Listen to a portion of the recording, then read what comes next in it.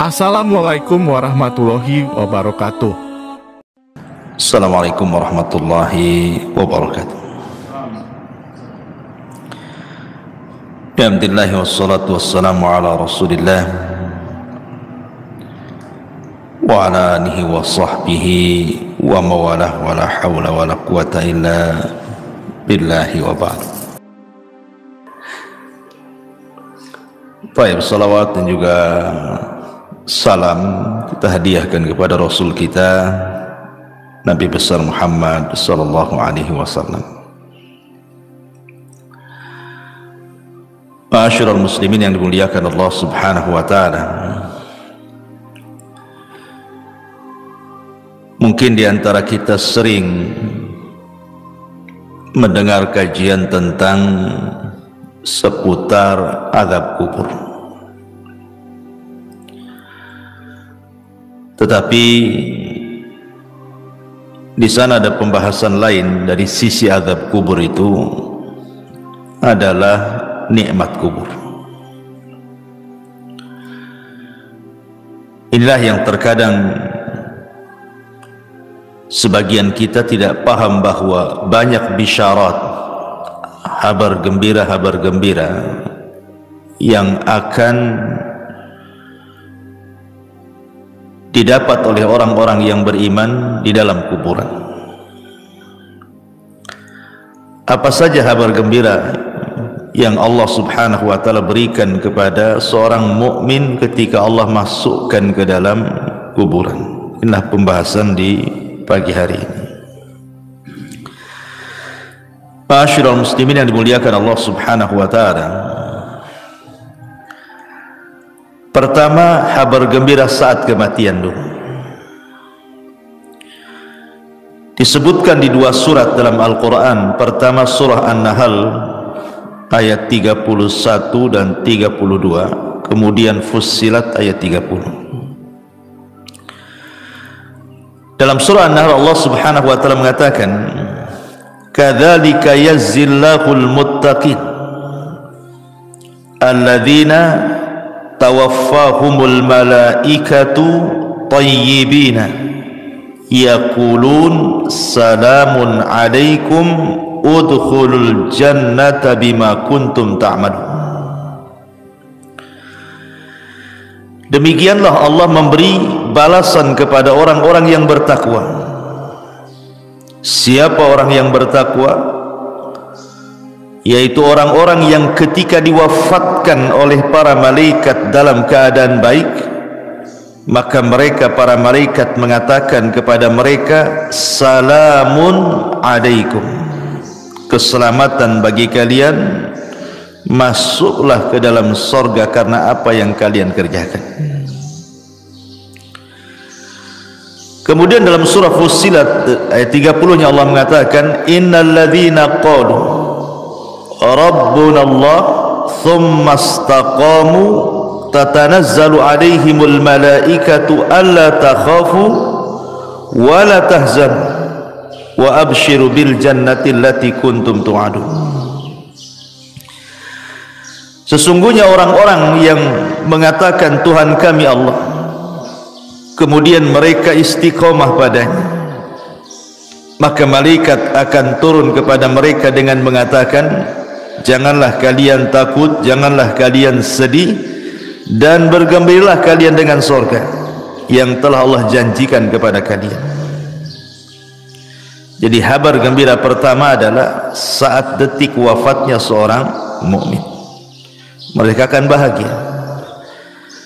Kenapa mereka akan bahagia? Karena malaikat yang membisikkan di telinganya itu adalah bisikan-bisikan kebaikan. Sehingga kita lihat seorang mukmin itu kalau meninggal macam-macam, terkadang Allah tampakkan kebahagiaan, terkadang dia tersenyum, terkadang ditampakkan keringat di dahinya, terkadang bisa mengucapkan kalimat la ilaha illallah, terkadang dia membaca Al-Quran, terkadang meninggal saat sholat, dan begitu seterusnya. Dan itu kegembiraan yang pertama yang diraih seorang mukmin saat wafatnya. Kemudian yang kedua, saat masuk ke liang lahat.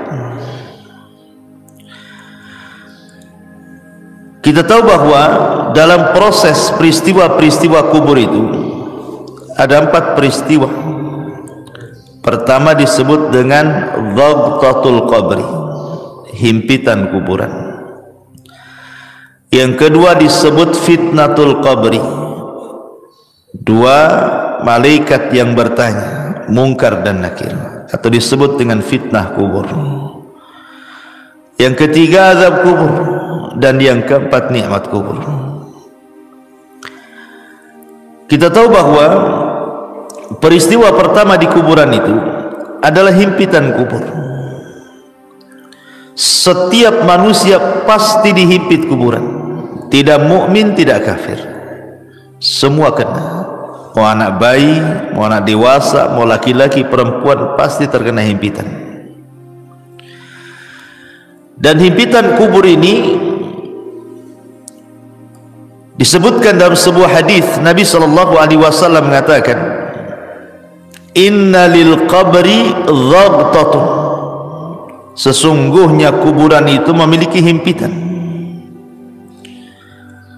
Dan himpitan kubur ini meretakkan semua tulang belulang, bahkan meretakkan semua persendian, sehingga dia akan menjerit yang tidak ada yang tahu jeritannya kecuali selain manusia dan jin. Artinya binatang-binatang mendengar. Tetapi tentu yang seperti ini berlaku kepada orang kafir. Orang kafir, orang munafik, orang fasik, ya. Tetapi himpitan kubur bagi orang-orang yang beriman adalah himpitan kebahagiaan. Sehingga para ulama ketika membicarakan tentang himpitan bagi orang-orang yang beriman itu, layaknya seorang ibu saat memeluk bayinya. Karena kita semua berasal dari tanah, jadi tanah itu diibaratkan ibu kita. Jadi kalau kita masuk kuburan, dihimpit itu seolah-olah ibu sedang memeluk bayinya, tidak merasakan apapun. Makanya ketika kematian seorang sahabat yang sangat mulia,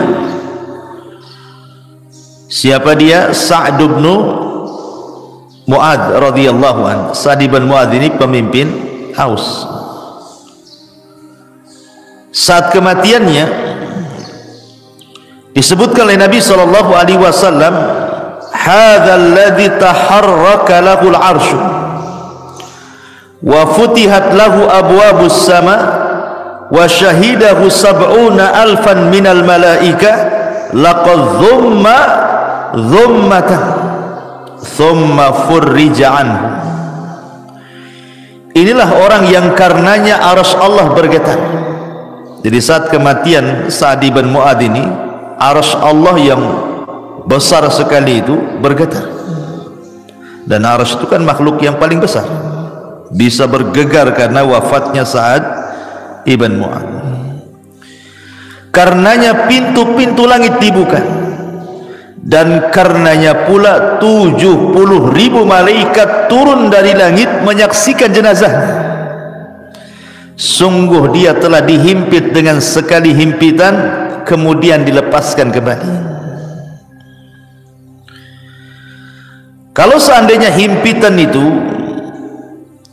sebagaimana hadis yang ma'ruf bisa meretakkan tulang belulang, memutuskan urat-urat persendian, mustahil seorang sahabat semulia Sa'd bin Mu'adz merasakan itu. Berarti himpitan yang merasakan sakit itu hanya berlaku kepada orang-orang kafir saja, orang-orang munafik saja. Karena bayi yang tidak bersalah saja, disebutkan dalam hadis Nabi SAW, lau aflata ahadun min dhammatil qabri la aflata hadas sabi. Jika seorang selamat dari penyempitan kuburan, niscaya bayi ini akan selamat. Tapi bayi pun tidak selamat. Apa salahnya bayi? Kenapa dia dihimpit? Dosa pun tidak, kan itu ya. Berarti himpitan bagi orang-orang yang saleh, orang-orang yang beriman atau bayi adalah sebagaimana seorang ibu memeluk bayinya, himpitan kasih sayang, itu maksudnya. Ini kabar gembira yang kedua. Kabar gembira yang ketiga,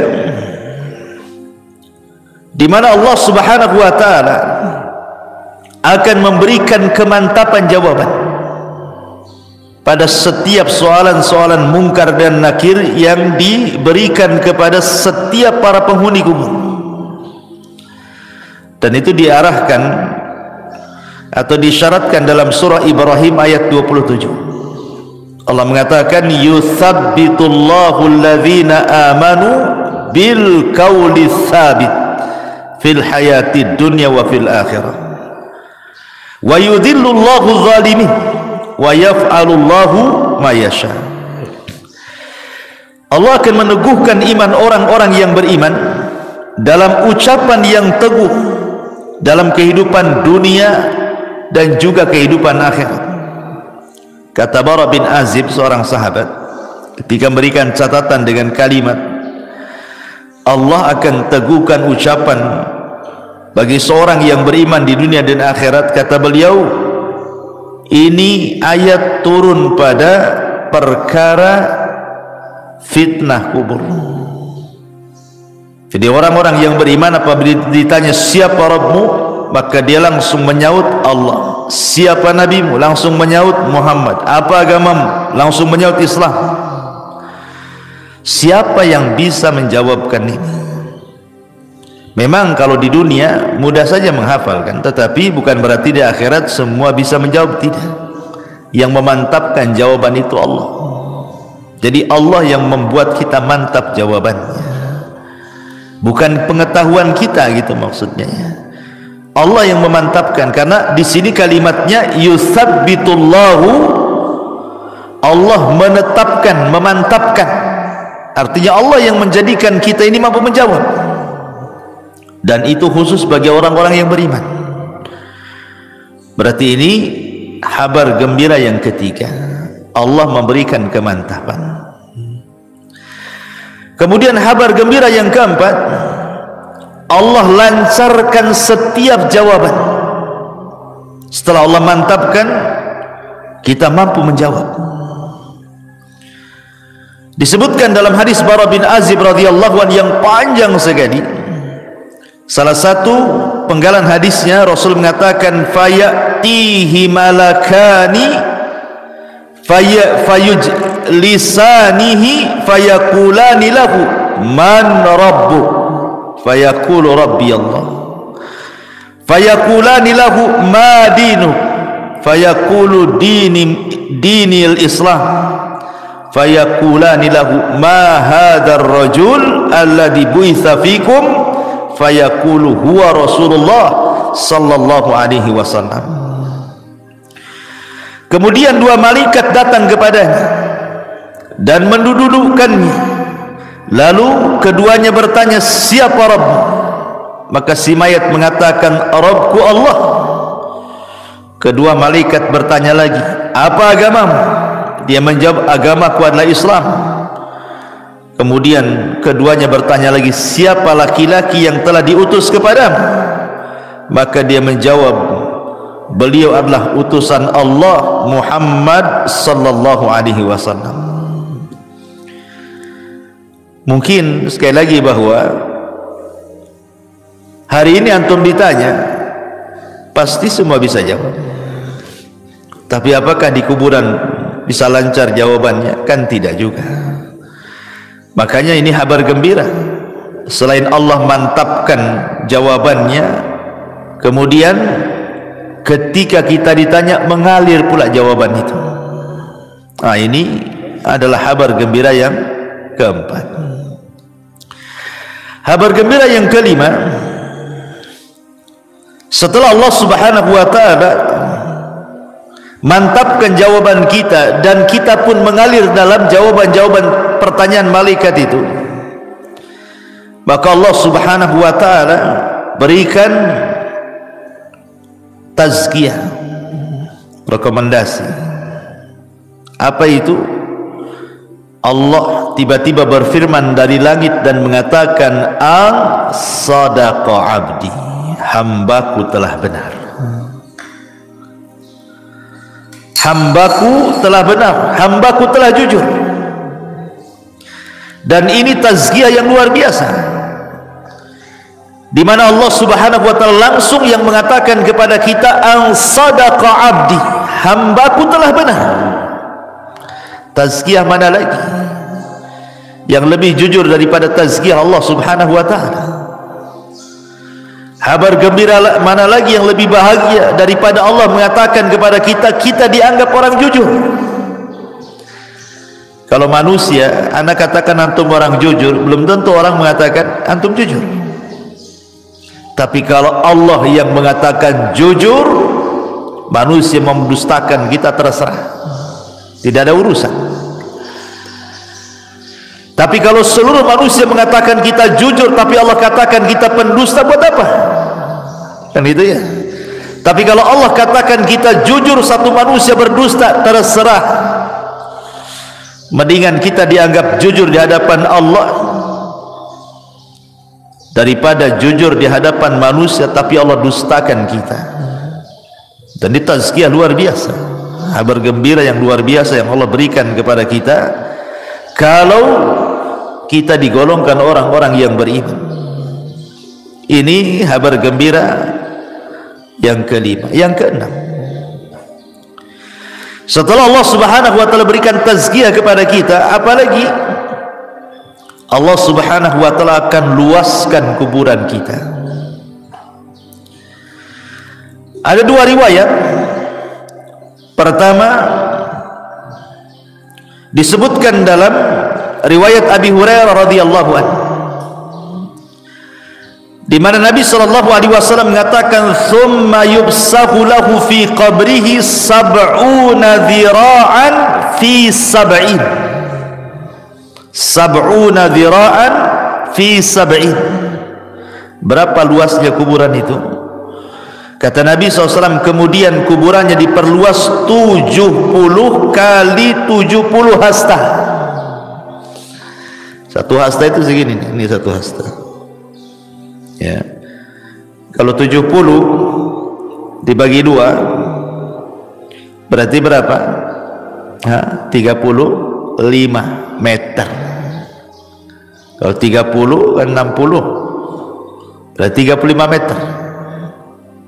35 meter kali 35 meter, 70 kali 70 hasta, berarti 35 meter kali 35 meter, kan itu ya kalau dibuat meter. Ini satu riwayat. Jadi kuburan yang sempit tadi yang hanya 1 kali 2 meter gitu ya, dijadikan oleh Allah Subhanahu wa taala menjadi 70 kali 70 hasta. Luasnya, meluas kuburannya itu ya. Tapi dalam riwayat yang lain dari Bara bin Azib, justru Nabi sallallahu alaihi wasallam mengatakan, "Tsumma yubsahu lahu fi qabrihi maddal basar." Madda basarihi. Kemudian kuburannya akan diluaskan sejauh mata memandang. Kalau antum naik ke atas gunung, kemudian antum melihat tuh, kira-kira pandangan antum sejauh mata memandang sampai di mana? Itu maksudnya. Itulah luas kuburan. Kalau seandainya Allah berikan kabar gembira kepada seorang mukmin, itu Allah akan luaskan kuburan. Dalam riwayat 70 kali 70 hasta, tapi dalam riwayat Bara bin Azib sejauh mata memandang. Coba bayangkan, kalau antum saya kurung di satu ruangan, anggaplah di kamar masjid ini, dikurung, nggak ada penerangan, kan masih mending tuh luasnya, masih luas kamar ini daripada kuburan. Kuburan berapa peta saja kan itu. Tapi ngomong-ngomong saya minum dulu kayaknya. Kok dingin kali nih. Bismillah. Oh, panas juga. Iya. Jadi analoginya begini, ikhwan. Jadi kalau antum masuk ke dalam ruangan masjid ini, saya gelapkan, nggak ada apa-apa di situ, nggak ada kasur, nggak ada apa-apa, nggak ada handphone, nggak boleh antum saya kasih handphone. Ya masuk aja badan di situ. 3 hari 3 malam di situ kan, nggak dikasih makan, antum sudah pusing. Janganlah 3 hari 3 malam, 1 hari saya tak makan tak gemetar, apalagi mati listrik kan itu ya. Kita bayangkanlah di satu ruangan itu, macam mana itu di kuburan yang sempit itu, habis itu dipendam pula dari atas, hanya tanah, tidak ada apa-apa. Kita sudah kebayang gelapnya kan ya. Lah ketika kemudian Allah Subhanahu wa taala bentangkan kuburan seluas itu, menunjukkan di kabar gembira. Kabar gembira dari Allah Subhanahu wa taala lewat lisan Rasul bahwa seorang mukmin itu akan dibentangkan kuburannya sejauh mata memandang. Artinya tidak akan sumpek gitu maksudnya. Kita kalau berada di ruangan sempit kan sumpek gitu. Tapi kalau di ruangan terbuka kan rasanya los gitu pandangan itu. Dan ini kabar gembira. Kemudian yang nomor 7, bukan hanya diluaskan saja, yang lebih hebat daripada itu apa? Dibukakan pintu surga. Subhanallah ya. Padahal belum ada kiamat, tetapi pintu surga sudah dibukakan, kemudian diarahkan pula ke kuburan. Dan itu disebutkan dalam hadis di mana Nabi sallallahu alaihi wasallam bersabda, "An sadaqa 'abdi fa afrishuhu minal jannati waftahu lahu baban ilal jannah." Hambaku telah benar, hamparkan permadani untuknya dari sorga, bukakan pintu-pintu sorga kepadanya. Subhanallah ikhwan, bayangkan kita dihamparkan permadani dalam kubur itu, mengarah ke pintu sorga, kemudian pintu sorga pula dibuka. Ketika pintu sorga dibuka itu ada kabar gembira yang nomor 8. Apa itu? Allah Subhanahu Nabi sallallahu alaihi wasallam mengatakan, wa albisuhu minal jannah, hantarkan pakaian dari sorga. Ketika mayat itu hanya 3 lapis kain kafan saja, kemudian masuk ke dalam liang lahat, entah tahan berapa bulan tuh yang namanya kain kafan itu, lama-lama kan hancur juga. Tapi sebagai gantinya apa yang terjadi? Wa albisuhu minal jannah, Allah Subhanahu wa taala akan pakaikan kepadanya pakaian dari sorga, dan pakaian dari sorga itu semuanya sutra, min sundusin wa istabraq, rata-rata sutra dihantarkan dari sorga. Kemudian kabar gembira yang nomor 9, fayatihi min rauhiha wa tibiha, kemudian Allah Subhanahu wa taala hantarkan pula raihiha wa tibiha. Apa itu? Wewangian dan bau semerbak yang luar biasa yang Allah hantarkan ke dalam kuburannya, menjadi wangi kuburannya. Kita saja di ruangan kan pengennya wangi, harum gitu kan. Masuk ke hotel-hotel mewah itu harum gitu ya. Kan itu sebuah nikmat, kabar gembira. Belum lagi makanan dari sorga, belum lagi minuman dari sorga, itu kan kabar gembira yang luar biasa. Bahkan yang lebih hebat lagi, nomor 10-nya adalah Allah Subhanahu wa taala datangkan kepadanya orang yang sangat baik hati.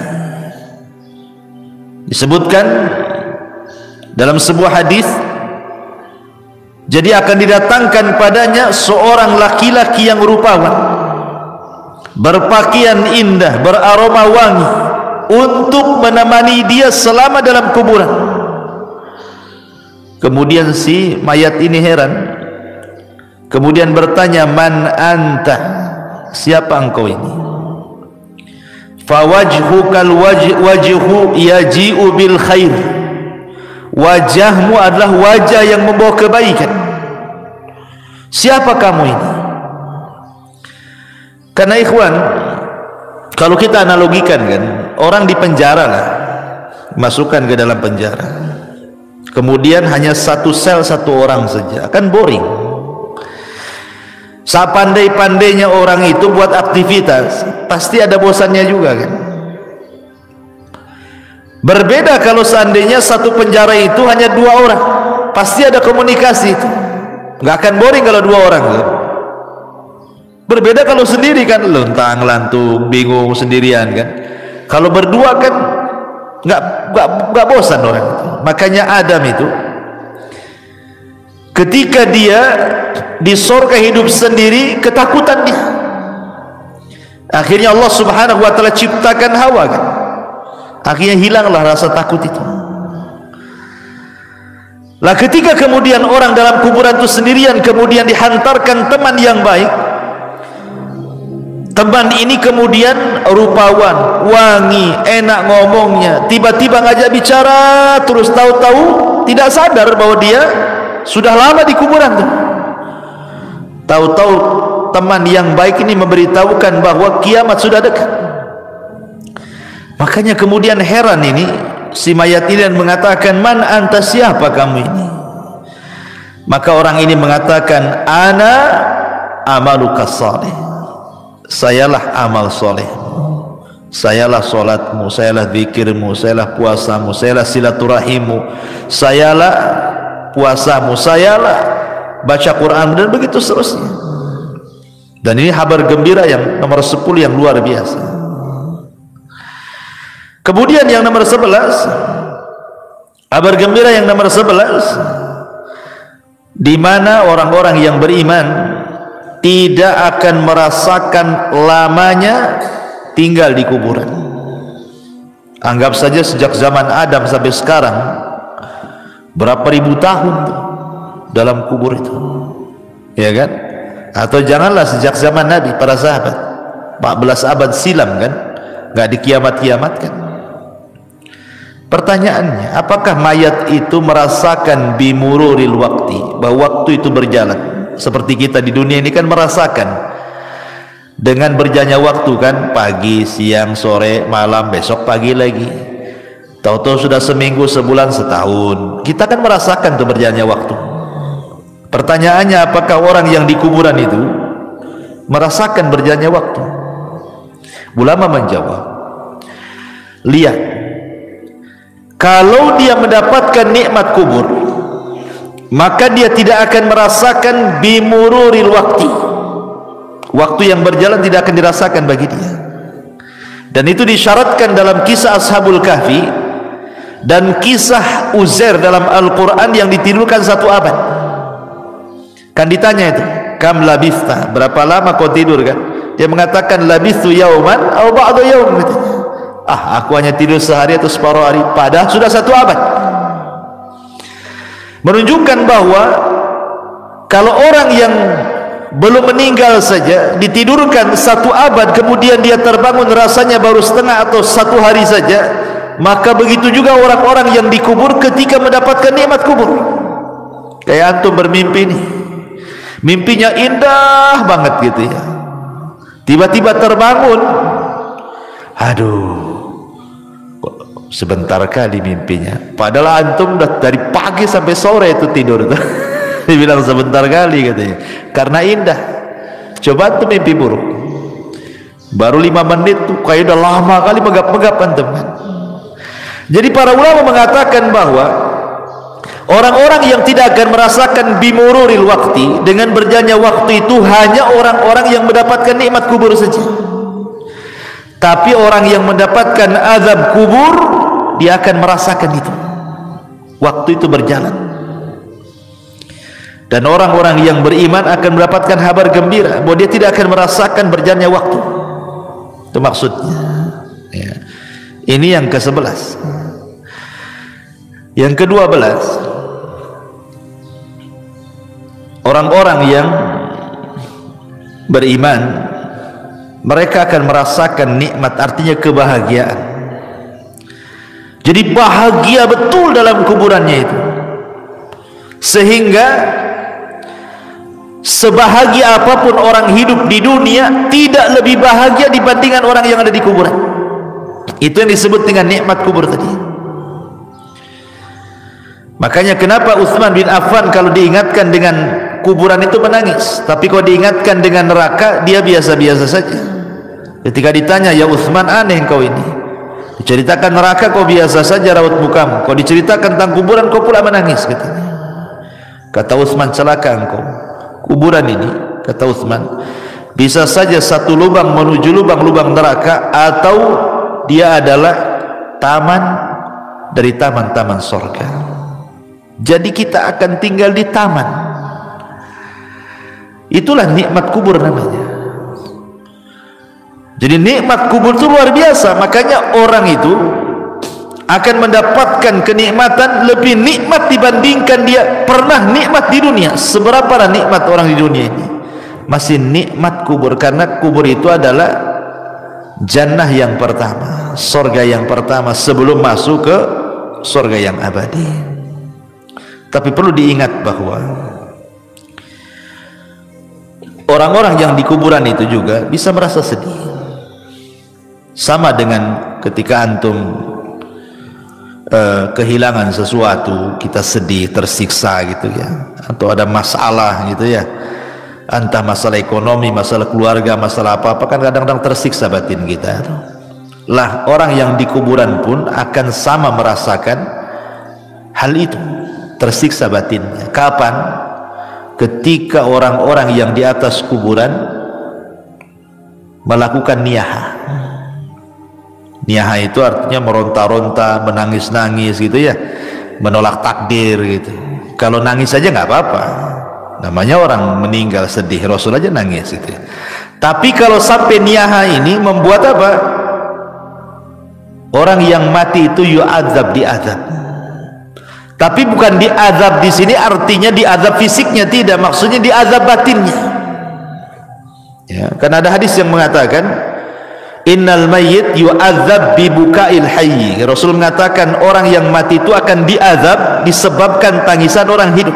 Maksudnya niyaha, yang sampai merobek-robek, memukul-mukul. Karena saya pernah menyaksikan ada orang sedang koma, ini istrinya itu udah guling-guling tuh, guling tuh, sampai akhirnya diamankan sama kerabatnya, dimasukkan ke kamar, dikunci.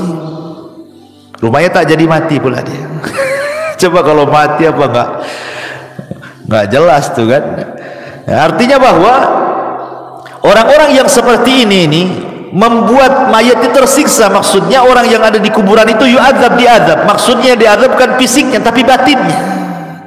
Jadi dia merasa sedih gitu ya, tersiksa batinnya itu gara-gara tangisan orang yang di atas kuburan itu. Makanya kenapa nasihat saya, kalau ada orang yang meninggal itu sebenarnya dia hanya butuh 3 kata saja. Orang mati itu hanya butuh 3 kata. Kata yang pertama, Allahumma gfir lahu, ya Allah ampuni dosanya. Yang kedua, Allahumma arhamhu, ya Allah rahmatilah dia. Kemudian yang ketiga, Allahumma tsabithu, ya Allah mantapkanlah dia. Maksudnya dalam jawaban. Itu yang diperlukan saat orang itu meninggal. 3 kata ini, tidak lebih daripada 3 kata. Ya Allah ampuni dosanya, ya Allah sayangi dia, ya Allah mantapkan jawabannya. Cuman itu yang diperlukan. Ya, itu saat dia meninggal gitu ya. Kalau sudah lama ya tentu doa ampunan.